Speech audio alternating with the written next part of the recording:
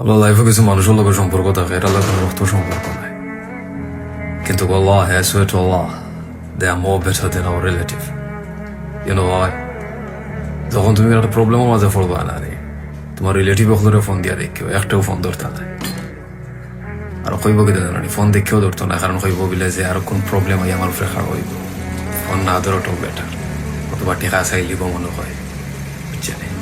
কিন্তু যে মানুষটার লোক তোমার সম্পর্ক আছে, তোমার রক্ত নাই, কোনো রিলেটিভ নাই, কিন্তু সম্পর্কটা পাওয়া, তারা ফোন দিয়া দেখিও,